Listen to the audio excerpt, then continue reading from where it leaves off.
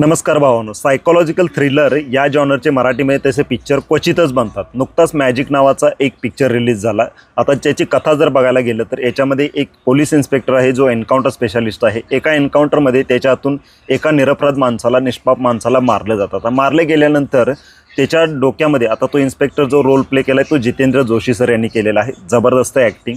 आता तो त्यांच्या हातून मर्डर झाल्यानंतर ते एकदम असे काय त्यांची लाईफ विस्कळीत होते. त्यांच्या मनामध्ये गोंधळ, संशय, भीती, अपराधी वाटल्यासारखं ह्या सगळ्या फिलिंग्ज उमटायला लागतात. त्यामुळे ते गावाकडे जातात. गावाकडे गेल्यानंतर तिथं थोड्या दिवसानंतर ती यांच्या हातून जो माणूस मारला गेलेला असतो ती मुलगी यांच्या आयुष्यात येते. आता ती आयुष्यात आल्यानंतर नेमकं यांच्या आयुष्यामध्ये ती का आलेली आहे, त्यांचं आयुष्य कसं बदलतंय, ती नेमका बदला घेते का, घ्यायला खरोखर आली आहे का नाही, आणि हे तिच्याशी कसे डील करतात, थोडीशी भीती, थोडासा मानसिक टेन्शन, हे सगळं या चित्रपटात बघायला मिळेल.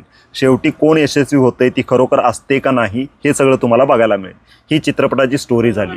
आता काही लोकांना या चित्रपटाची स्टोरी आमिर खानचा बहुतेक खूप वर्षापूर्वी तलाश नावाचा एक चित्रपट आला होता, त्या तलाशसारखी थोडीशी सिमिलर स्टोरी वाटेल आणि थोडीशी सिमिलॅरिटी आहे, जाणवते सुद्धा. बाकी याच्या पॉझिटिव्हबद्दल बोलायचं झालं तर ॲक्टिंग, जितेंद्र जोशी सर यांची अपराधीपणा, जो एक पहिला डॅशिंग असा पोलीस इन्स्पेक्टर, त्याच्यानंतर अपराधीपणा जो यांच्या मनामध्ये घुसतोय जो झाल्यानंतर, आणि तिथून एक गोंधळलेला इन्स्पेक्टर पण आहे, गोंधळलेला पण आहे, आणि जबरदस्त डॅशिंग पण आहे. हे सगळं जे काही दाखवले ना त्यांनी पडद्यावर, A1 नाद खुळा. सिनेमॅटोग्राफी याची जबरदस्त आहे.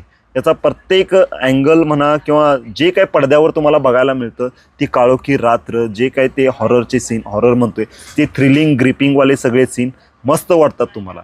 आता ह्या झाल्या पॉझिटिव्ह. निगेटिव्ह बोलायला गेलं तर खूप स्लो आहे पिक्चर.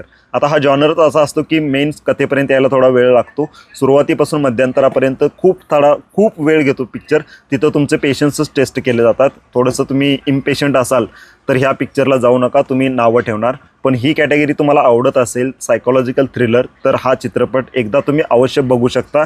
म्युझिक, बॅकग्राऊंड म्युझिक साजेसं आहे, आणि बाकी शेवट तर इतका गोंधळतो पिक्चर तुम्हाला की नेमकं काय चाललंय हा एक क्वेश्चन मार्कच ठेवतो.